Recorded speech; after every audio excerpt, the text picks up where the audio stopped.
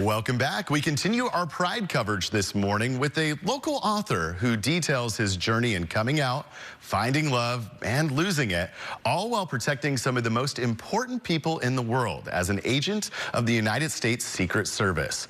Cory Allen's memoir, Breaking Free, is on bookshelves now in stores across the Bay Area, and we're so glad to welcome Cory to the KRON 4 Morning News this morning.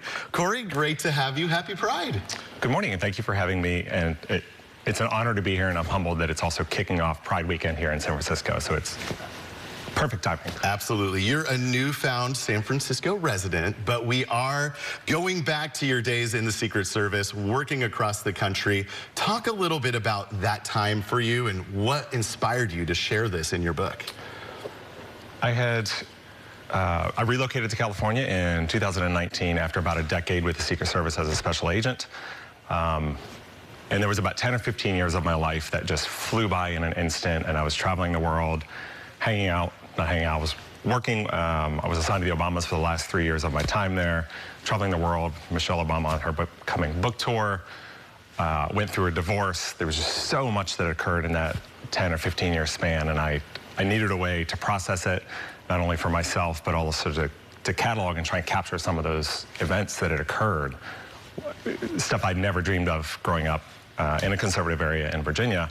Yeah. And so when I got to California in 2019, I sat down and just started writing, and the memoir is what came out of it. Absolutely. And, you know, a lot of people listening might think, oh my goodness, a gay Secret Service agent, not something I've heard of before. And I'm sure for you, venturing into that territory and really coming to terms with your sexuality in an environment that maybe no one had at least visibly walked that path before, it's not an easy path to take.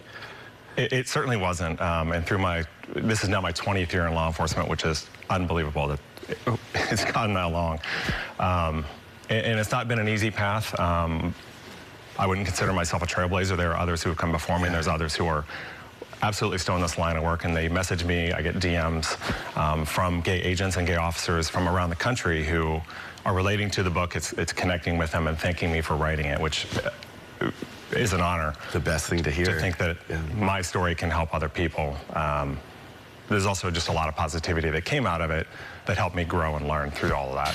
Absolutely. And I think one of the things I found really endearing about your book is you really weave together not just your time in the Secret Service and the more serious moments there, those things that you had to conquer, but also those very relatable moments that I myself, so many in the LGBTQ community are just going to identify with so much. I know now that you do have a partner here in San Francisco, and you've definitely set up a new life for yourself, no longer in the Secret Service, but you have heard back from a lot of people that are now walking those same steps you walked. And that just, like you said, so gratifying. And to get to share this in the book, such an important thing. Yeah, and the intersection of my personal life and my professional life, I had to keep them separate for so long, for so much of my career. That's no longer the case, thankfully. But whether it's like meeting Anderson Cooper and Leslie Jordan on the set of The Cool Kids, to see that they were comfortable in their skin and they were hugely successful in their own right, but also they're just human at the end of the day. And that when those two paths crossed, I was there in my professional role. It was assuring that and empowering. Yeah, absolutely. And to see how some of your fellow agents really embraced you through the process, because at the start of your career, you were very afraid to mix those two, the professionalism that needed to be involved with it based on your truth, but being able to see that those two didn't conflict and being able to share that, very powerful. Yeah, I was very fortunate when I was on the Obama detail. My colleagues is when I really came into my own. And they helped me through a lot of that as I ventured into the divorce waters. I was one of the first gay people that I was aware of to be married when it became legalized, and then subsequently one of the first to divorce. And so wading into those waters and not knowing how all that would transpire, I relied heavily on my Secret Service family, and we became each other's family traveling.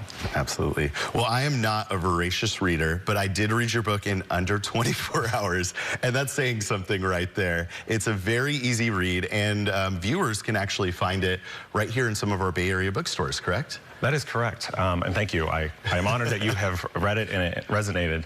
It's in about all of the Bay Area Barnes & Noble. It's in Fabulosa, Dog Ear Valencia, It's in a bunch of bookstores here in the Bay Area. We have a couple of book events coming up as well. Awesome. And do you have a signing coming up here soon that people can meet you at? We do. Next Friday in Guerneville at Russian River Books and Letters. We have a reading and a signing there at 7 p.m. Walnut Creek Barnes & Noble, July 2nd from 2 to 4. Fabulosa, we have an event in August, waiting to confirm that date. Awesome. And then Electrolux tonight, where I will probably not be signing books. You'll just be enjoying Pride as everyone else will. That's correct. But definitely, if you do see Cory out and about on Pride weekend, say hi to you. And it sounds like you might have a sequel coming at some point. That is absolutely something that I will do. I will pick up from where the book left off really at the end of 2019 and bring it forward to start talking about our surrogacy journey that my fiance and I are enduring. And it will be approached with the same candidness and humor of which Breaking Free was written. Absolutely. And it does seem like the book is doing very well on Amazon. I was seeing some of your posts, seeing it up there with a lot of other memoirs of LGBTQ authors. And that's got to be such a cool feeling to be in those ranks and sharing your story with so many. It's a little surreal. I'm still adjusting to people calling me an author because I didn't set out to do that. It wasn't something I ever thought I would do. But to see it up there with Billy Porter and Caitlyn Jenner, I mean, just these iconic actual celebrities, and here my book is floating in that arena is wild. Absolutely. Well, I don't want to give too much away about your book itself. Definitely a read I encourage so many people to read. Pick it up, again, at our local bookstores here in the Bay Area. Something that I think will be a fascinating read for so many people. And just all our journeys of breaking free, accepting ourselves, especially during this Pride season. And we want to thank you for sharing that. It is my pleasure, and thank you so much for having me and allowing this to be told. I appreciate it. Absolutely. Well, Cory, thank you so much for coming in, and hope you have an awesome Pride weekend. Be sure to join us tonight at 8 p.m. I'll be hosting our KRON 4 News Pride special, the 30-minute special called Looking Back and Moving Forward. We'll take a closer look at the unique history of the LGBTQ community right here in the Bay Area and the progress that still needs to be made. Again, the Pride special airs tonight at 8 p.m. and hope you can join us for that, or at least set it on record if you've already got some Pride plans. We'll be right back.